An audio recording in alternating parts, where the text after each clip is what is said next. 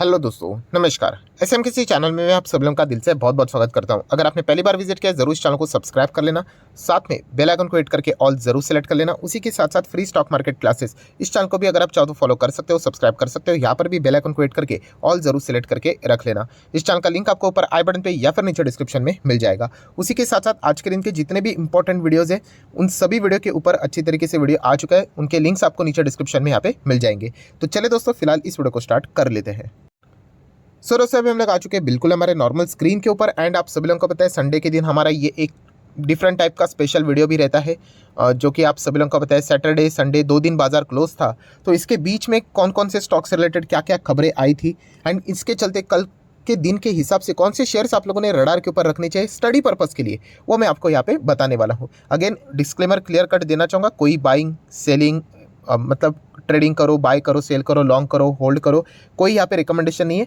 यहाँ पे सिर्फ और सिर्फ एजुकेशनल कंटेंट मैं आपको प्रोवाइड कर रहा हूँ, ठीक है। सबसे पहले शुरुआत करेंगे ग्लेनमार्क फार्मा। अभी इस कंपनी की रिलेटेड जो खबर आई है वो इतनी कुछ खास खबर नहीं है। क्यों?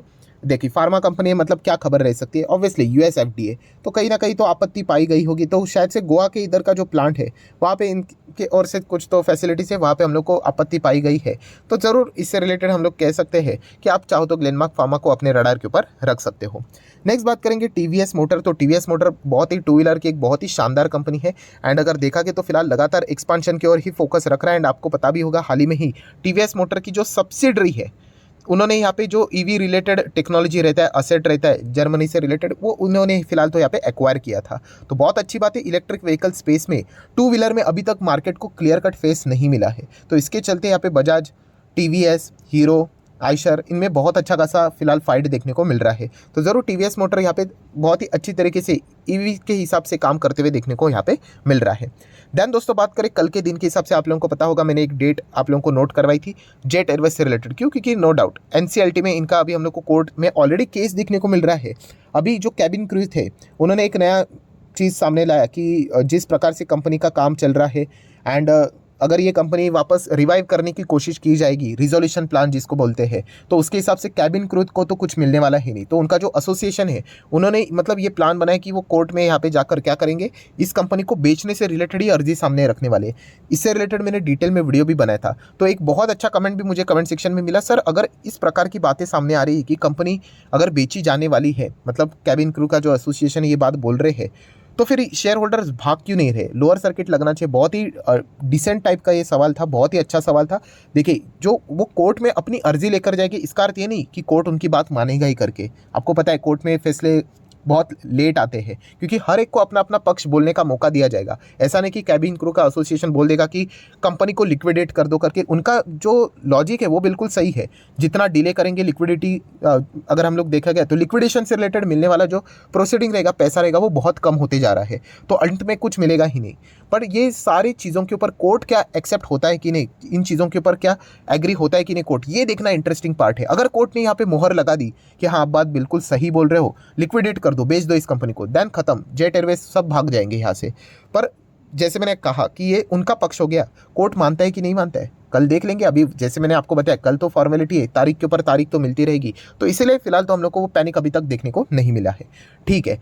बीसीजी की बात करेंगे तो यहाँ पे बहुत ही ज़्यादा हड़कंप देखने को मिल रहा है। 8-8.25% की गिरावट हुई थी। जरूर आप इसको रडार के ऊपर चाहो तो यहाँ पे रख सकते हो। नेक्स्ट बात करेंगे वेंकीज इंडिया। इसमें कौन सी खबर सामने आई थी? तो फुटबॉल वर्ल्ड कप की अगर हम लोग बात करें, राइट, तो वहाँ पे देखा गया तो बहुत सारे लोग वहाँ पे आ चुके हैं एंड अंडों से रिलेटेड डिमांड बढ़ते ही जा रहा है। तो वेंकीज को ज़बरदस्त ऑर्डर्स यहाँ पे मिले थे।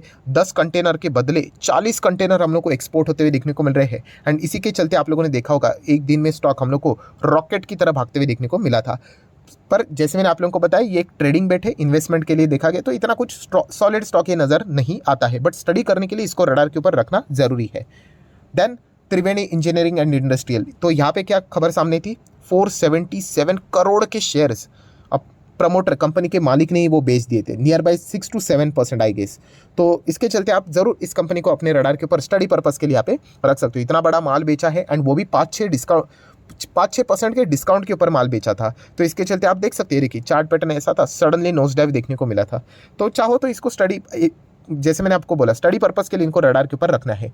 देन फ्राइडे के दिन पूरे बाजार का मूड खराब करने वाले आईटी सेक्टर, जिसकी शुरुआत एचसीएल टेक ने की थी, इनके मैनेजमेंट ने बहुत ही खराब कमेंट्री दी, बताया कि जो गाइडेंस हम लोगों ने बताए थे उसका जो लोअर लेवल रहेगा वहीं तक हम लोग पहुंच सकते हैं शायद से, तो इसके चलते इंटायर आईटी सेक्टर में प्रेशर देखने को मिला।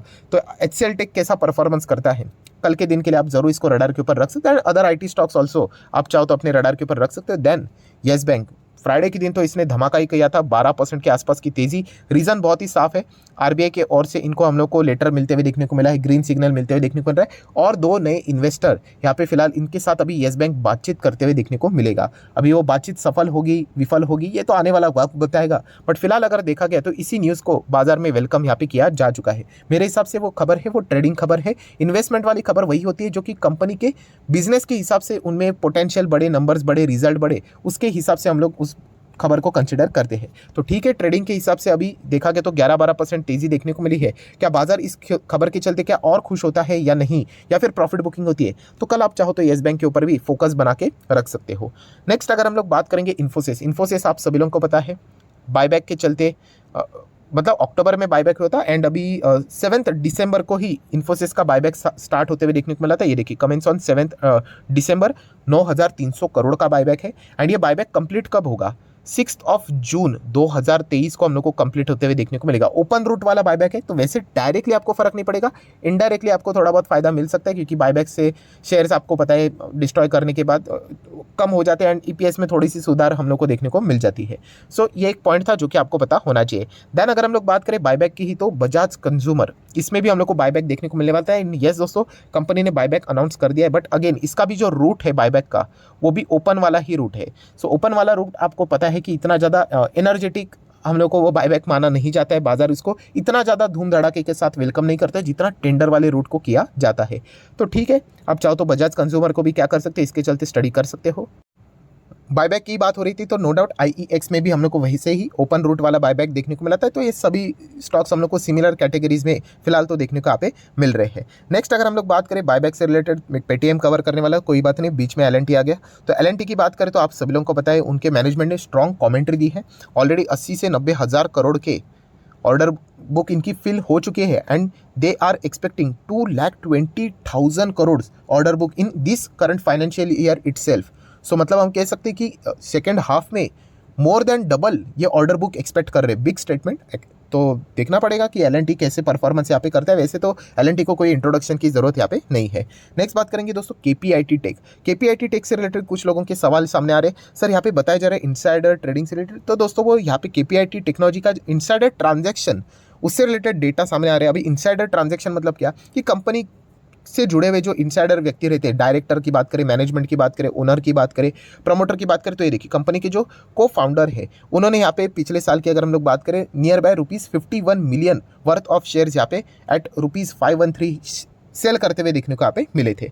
तो ये खबर फिलहाल हम लोग को देखने को यहाँ पे मिल रही है। तो क्या इसका अर्थ है कि क्या केपीआईटी खराब हो गया करके? देखिए प्रमोटर अगर माल बेचते हैं या फिर कोई भी माल बेचता है, इसका अर्थ ये नहीं कि सीधा स्टॉक खराब हो गया करके, बिल्कुल भी नहीं। आपने उस कंपनी का पहला बिजनेस देखना होता है। अगर जिस कंपनी का बिजनेस ही डाउटफुल है एंड वहाँ पे प्रमोटर निकल रहे, तो फिर मतलब सीधा सीधा मतलब आपको इंडिकेशन ही मिल रहा है कि निकलो आप भी।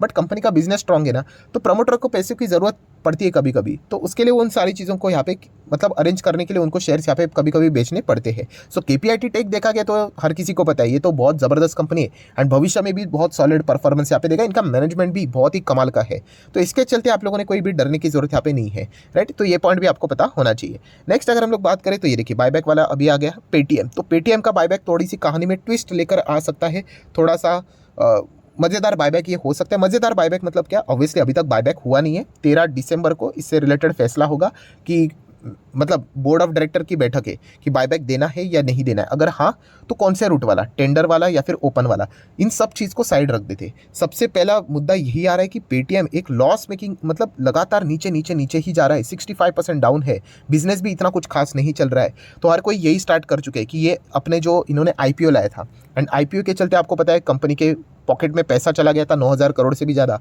तो हर कोई यही ब्लेम कर रहा है कि पेटीएम जो बायबैक यहाँ पे करेगा ना उसी प्रोसीडिंग से करेगा। मतलब आप देख सकते हो कि इससे रिलेटेड जैसी खबर सामने आते हुए देखने को मिली, तो ये फिलहाल खबर सामने आ रही कि Paytm now can't use IPO proceed for the buyback, companies strong liquidity to be used. तो ये खबर फिलहाल हम लोग को आते हुए देखने को मिल रही है। मतलब पेटीएम से रिलेटेड यही चर्चा चल रही थी कि शेयर होल्डर अप्रूवल नहीं देंगे करके, कि जो पैसा कंपनी के पास है उसी को वो बायबैक के लिए इस्तेमाल करेंगे। ये क्या बात बनती है, राइट। तो इसीलिए ये भी खबर सामने आ रही थी कि शायद से पेटीएम 10% तक बायबैक के लिए जा सकती है। अभी 10% तक बायबैक के लिए जाएगी ना, तो किसी भी शेयर होल्डर का अप्रूवल की जरूरत नहीं पड़ता है। हाँ, 15% 25% तक अगर आप जाते हो तो फिर आप लोगों को शेयर होल्डर का अप्रूवल लेना पड़ता है। तो इसीलिए ये सारा माहौल थोड़ा सा हम लोग को पेटीएम के बायबैक के चलते इंटरेस्टिंग बनते हुए देखने को मिल रहा है। तो 13 तारीख को जरूर देखना पड़ेगा कि बायबैक आता है या नहीं आता है, एंड अगर आएगा तो कौन सा वाला आएगा, एंड अगर आ भी गया टेंडर या फिर ओपन, तो वो कहाँ से पैसा यहाँ पे मतलब इस्तेमाल करने वाले, ये देखना इंटरेस्टिंग फैक्टर रहने वाला है। नेक्स्ट बात करेंगे एलआईसी के मर्जर की खबर ऑलरेडी सामने आ चुकी है, नो डाउट रिपोर्ट के जरिए खबर है। 4 companies general insurance PSU companies LIC में मर्ज होती हुई देखने को मिलेगी। तो आप चाहो तो एलआईसी के फोकस में रख सकते हो। एलआईसी के शेयर होल्डर को एक्स्ट्रा कोई शेयर्स नहीं मिलेंगे, मैं ऑलरेडी आप लोगों को ये बता चुका हूँ। न्यू इंडिया एश्योरेंस, इसको आप रडार के ऊपर रख सकते हो क्योंकि इसका एलआईसी में शामिल होने के चांसेस ज़्यादा है। जीआईसी के कोई चांसेस नहीं, तो इसके चलते गिरावट दिखा रहा है, तो स्टडी कर सकते हो। एंड ट्राइडेंट की बात करें तो आपको पता ही है, ट्राइडेंट से रिलेटेड जो हम लोग को प्रोडक्शन से रिलेटेड डेटा सामने आया है, इसके चलते मंडे के दिन कल बाजार ट्राइडेंट के चलते क्या रिएक्शन देता है, ये देखना इंटरेस्टिंग फैक्टर रहेगा। तो चाहो तो इसको भी रडार के ऊपर सेट करके रख सकते हो। सो आशा करता हूं दोस्तों वीडियो हेल्पफुल लगा होगा, तो जरूर लाइक एंड शेयर कर देना। एंड डीमैट अकाउंट अगर आपने अभी तक ओपन नहीं किया है तो लिंक नीचे डिस्क्रिप्शन में 25 वीडियो की लिस्ट आपको बिल्कुल फ्री ऑफ कॉस्ट मिल जाएगी। आपका नाम, कौन सा अकाउंट आपने लिंक के थ्रू ओपन किया प्रॉपर्ली मुझे कमेंट सेक्शन में मेंशन कर देना, तो हफ्ते भर के अंदर अंदर सारे लेक्चर्स आप लोगों को मेरे साइड से फ्री ऑफ कॉस्ट प्रोवाइड कर दिए जाएंगे। So that's it, thank you very much दोस्तों, we will be meeting our next video. तब तक के लिए बाय बाय।